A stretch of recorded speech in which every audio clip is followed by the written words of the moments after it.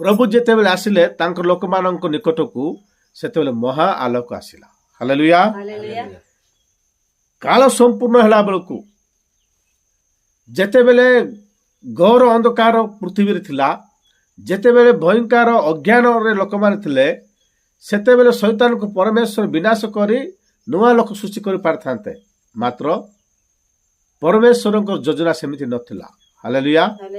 परमेश्वर को योजना आउ अति भयंकर योजना। Praise the Lord. से संगे संगे शैतान को मार दे थांते, संगे संगे ताको नरकर पके दे थांते, किंतु परमेश्वर शक्ति को लोक माने जानि पारि नथान। सेतेबेले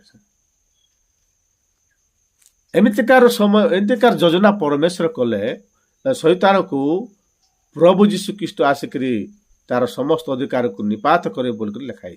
हालेलुया। सब अधिकार को नष्ट कर देबे, शैतान अधिकार सब नष्ट कर देबे प्रभु आसिकरी। हालेलुया। तार शक्ति को भांगी देबे, अंधकार लोक मान को उज्जवल को आनिबे, आलोक को आनिबे। हालेलुया। व्यवस्था अधीन लोक मान को व्यवस्थार अधीन थिबा लोक मान को मुक्त कर देबे। तमे एबे गाय गाय छेली मेंढा कुकुड़ा जाक पूजा करबा दरकार नाही, नडिया खदली जाक देबा दरकार नाही, पूजा पई लक्ष लक्ष टंका खर्च करबा दरकार नाही।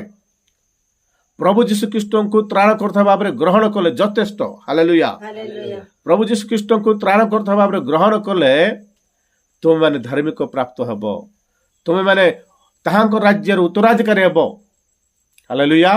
तुम मानको निमंते परमेश्वर ताहांको राज्य प्रस्तुत करि अछंती। जेते लोक प्रभु यीशु ख्रीष्ट को त्राण करथा भाबरे ग्रहण करिवे, से समस्त को परमेश्वर उत्तराधिकारी बोली कहबे। हालेलुया। ताहांकर घरर अधिकार सब तमे आका, कारण प्रभु यीशु केते दया कले, केते अनुग्रह कले आमनको। हालेलुया।